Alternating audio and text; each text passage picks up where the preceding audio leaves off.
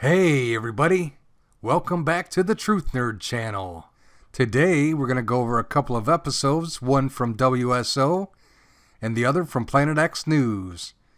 So sit back, because you have now crossed over into the Twilight Zone. Today we will look at the information the government is trying to hide from us. Comparing the images from last year, we can come to some obvious conclusions. The data will show the object of interest is Antares, plus the identification of the bright lights showing up in the images. Also, we'll dismiss the claim that nobody talks about stereo stuff anymore because they're scared of it, and understandably so. For more information, let's check in with Steve Olson from WSO. This is today's picture, so it moved from right to left, or left to right, and today's position is here. But what really is interesting is this whole globular nebula type thing is starting to show up down here, guys.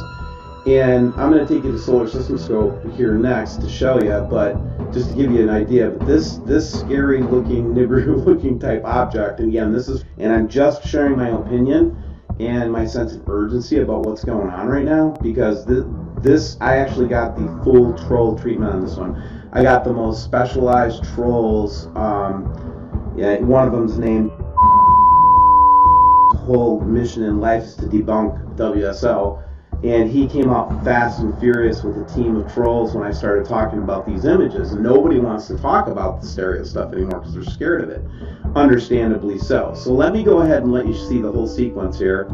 I'll talk us through this, and then I'm going to take you to what I have to talk to you guys about for a minute, okay?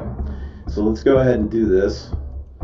And here again, we've got this big orb. We're not even talking about this double huge orb sphere type thing going on. We haven't discussed that at all in this sequence. Some think that this could be some kind of a shield surrounding Earth as a buffer to electromagnetic charges. Now listen to me, the world governments are hiding this. This clearly is getting very serious.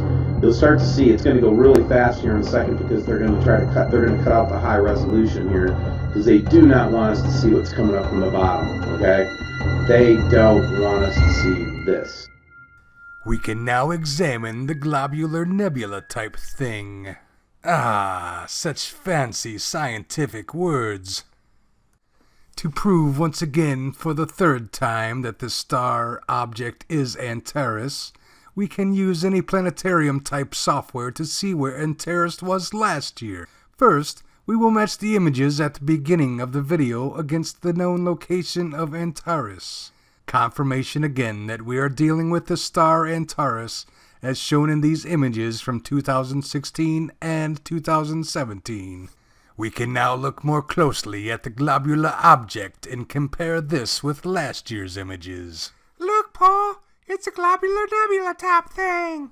The bright globular object may be obvious to some, but things should get a lot brighter. Let us look at what follows from last year's data and what we should expect to show up on the stereo head images shortly. Here's a short video of last year's sequence as Antares leaves the field of view.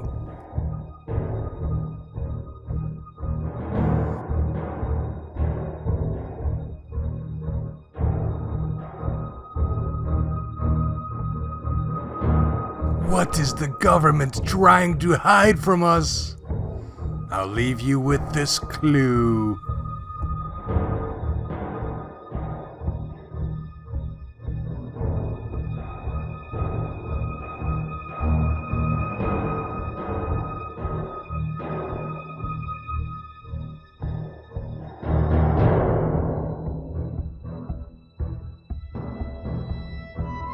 Why yes, that globular nebula cluster thing is none other than our own beautiful Milky Way galaxy.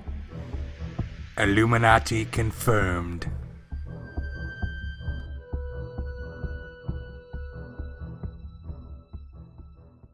What me see there. Do you see that green line there coming off the top of the cutoff line?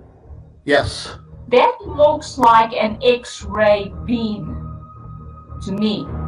So, and that comes from where these objects would be. So I kind of wonder if one of those objects is emitting this beam that goes right across the sun, because that looks like an X-ray beam. It doesn't look like the imaging system would produce that.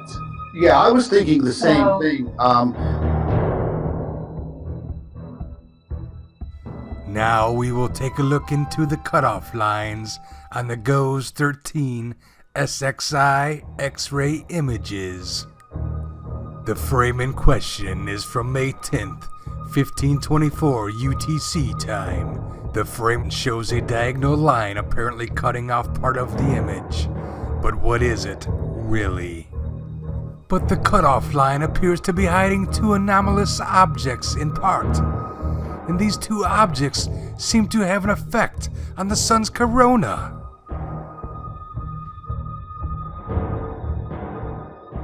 But when we look at the raw image from this time, we see no cutoff lines or anomalies. What we do see is the sun is to the right of the center of the image and also tilted to the right. But why? The raw image also shows two pixel quality masks which are removed in part for producing the daily movie. The raw picture also shows DN scale in a much wider range than the daily movie.